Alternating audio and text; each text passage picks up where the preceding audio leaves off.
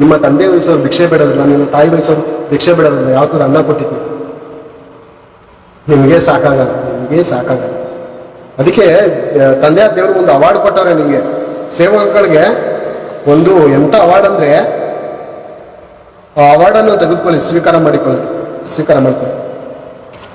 ಯೆಶಾಯ 56:10 ಓದ್ತೀನಿ, ವಾಕ್ಯವನ್ನು ತೆಗೆದು ನೋಡಿ. ಯೆಶಾಯ 56:10 ಓದೋಣ. ಇವರ ಕಾವಲುಗಾರರು ಕುರುಡರು, ಕಾವಲುಗಾರರು, ಸೇವಕರು ಕುರುಡರು. ಇವರಲ್ಲಿ ಯಾರಿಗೂ ತಿಳುವಳಿಕೆ ಇಲ್ಲ. ಇವರೆಲ್ಲರೂ ಬೊಗಳಲಾರದ ಭೋಗನಾಯಿಗಳು, ಮೂಗನಾಯಿಗಳು, ನಿದ್ರೆಯನ್ನಾಶಿಸಿ ಮಲಗಿಕೊಂಡು ಕನವರಿಸುವ ನಾಯಿಗಳು. ನಾನು ಹೇಳ್ತೇನೆ,